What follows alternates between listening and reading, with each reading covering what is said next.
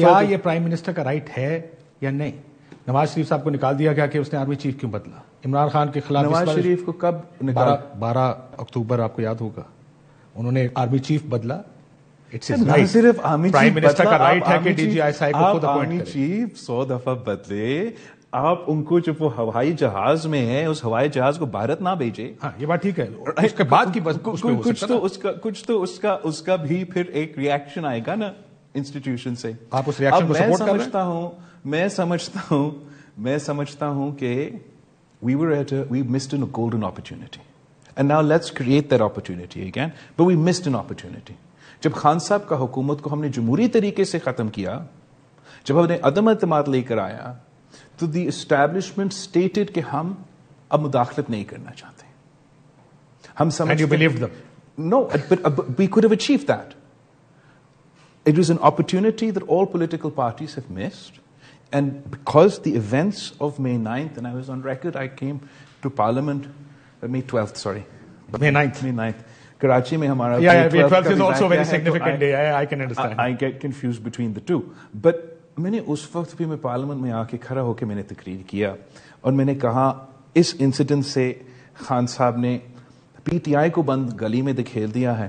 ایسے نہ ہو کہ ہمارا پورا نظام کو وہ بند گلی میں دکھیلا جائے. اور وہ دکھیلا گیا. وہ اب ایز ان پاکستان's politics is complicated. As if the pressures were not enough. We needed a May 9th also. No, we had an opportunity. I believe that we missed that opportunity. And whatever the next government comes, اگر وہ دوسرا government جو بھی آتا ہے، اگر ان کا مقصد یہی ہوگا کہ اپنے مخالف کو میں جیل رکھوں، میں ڈالوں گا، میں یہ کروں گا، تو یہ ملک نہیں چلے گا. And we'll miss another opportunity. And how many opportunities are we going to make? Now it's 2024. 2024 میں ہم یہی سوال پوچھ رہے. ہمارا خاندان تو 3 نسلوں سے یہ جدوجہد کر رہے ہیں. یہ سیاستدان سارے بزرگ ہو چکے ہیں یہ دیکھتے دیکھتے، اور اب آخری اننگز میں وہ وہی کام کرنا چاہتے ہیں. کہ وہ لاڈلے ہیں سر. لاڈلے تو اب سمجھتے ہیں کہ ہر کوئی سمجھتا ہے کہ وہ شاید لاڈلا ہو، لیکن میاں صاحب لاڈلا ہیں. لیکن ابھی تک ان کو احساس ہونا چاہیے کہ یہ جو چیزیں یہ وقتی یہ زیادہ دیر نہیں چلتے. میاں صاحب سلیکٹڈ ہیں؟ ابھی تک تو الیکشنز نہیں ہوا ہے. ہم امید رکھتے ہیں الیکشن سے پہلے. دیکھیے پہلا الیکشن ہے بڑی عرصے بعد جس میں آپ کو پہلے پتا کہ کیا ہو رہا ہے. نہیں، ہمیں آپ پلٹ کی رپورٹ پڑھ لیں. پلٹ کی رپورٹ پڑھ لیں. 2018 میں ہمیں پتا تھا کہ کیا ہونا تھا. چلو لیٹس مجھے بھی پتا تھا کہ کیا ہونا تھا. تو قرآن تھے. اب آپ کو کیوں نہیں پتا؟ اب مجھے پتا ہے کہ کیا سلیکٹڈ ہے میاں صاحب. مجھے پتا ہے کہ میاں صاحب کو یہ اندازہ ہے کہ وہ شاید چوتھا بار بنے گا.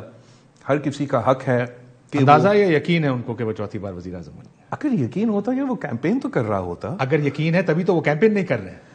This is the alternate view. یار وہ مسکرات تو کر دیتا. اس کا چہرہ ہر وقت ایسے اترا ہوا ہے کہ مجھے تو نہیں لگتا کہ یہ وہ آدمی ہے جو سمجھتا ہے کہ وہ چوتھا بار وزیر اعظم بن رہا ہے. آج بالکل سپریم کورٹ کی طرف سے فیصلہ بھی آ چکا ہے، مگر اس کا ذہن میں کوئی ڈاؤٹس ہے. جہاں تک لیول پلینگ فیلڈ کی بات ہے، میں کہوں گا کہ بالکل لیول پلینگ فیلڈ کے سوال تو اٹھتے ہیں، مگر وہ سوال ہر الیکشن میں اٹھے ہیں.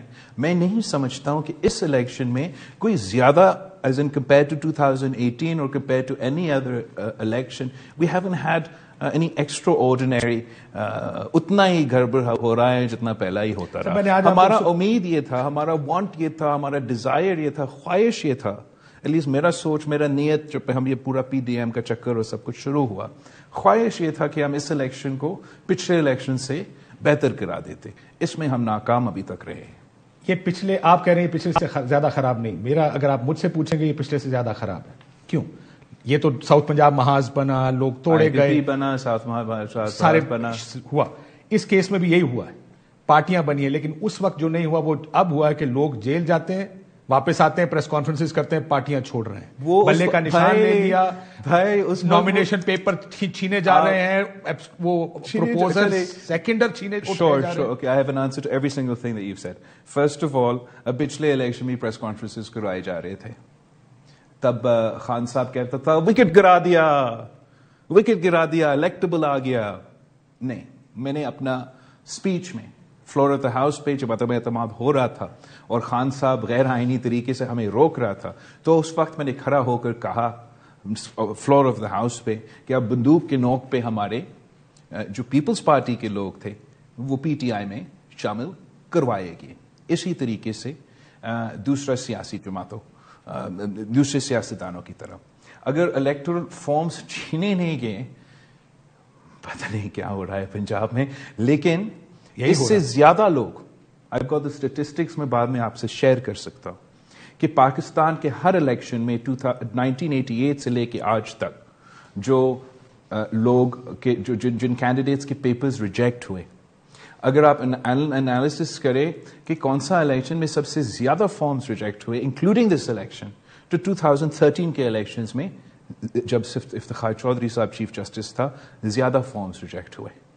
یہ ہمارا تاریخ رہا، یہ نیا ہے پی ٹی آئی کے لیے، اس لیے کہ وہ ان کا ابتدا سے لے کے آج تک ان کے پیچھے ایک ہاتھ رہا ہے، ایک سپورٹ رہا ہے. ان کو تو معلوم ہی نہیں ہے کہ پاکستان میں الیکشنز لڑنا کیسے ہوتا ہے. اب ان کو اندازہ ہو رہا ہے ہوتا ہے پاکستان میں جس بلیٹنٹ طریقے سے اب ہو رہا ہے. نہیں پہلے ہوتا تھا.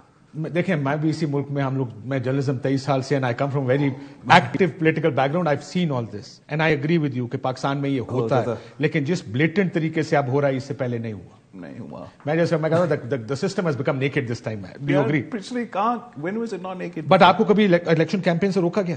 ہاں کسی پارٹی کو مجھے بتائیں. مجھے ایک تو 2008 کے 2013 کے الیکشنز میں صدر پاکستان کو کہا گیا کہ آپ تو کیمپین نہیں کر سکتے، جبکہ کسی ڈکٹیٹر کو یا کسی اس سے پہلے کسی پریزیڈنٹ کو نہیں روکا گیا.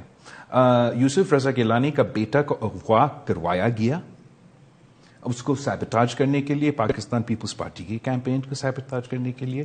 ہمارے پارٹی کے لیے اتنے دھمکیاں تھے کہ میں تو ویڈیو کے DVD بھیج رہا تھا کہ یہ میرا ویڈیو پیغام ہے.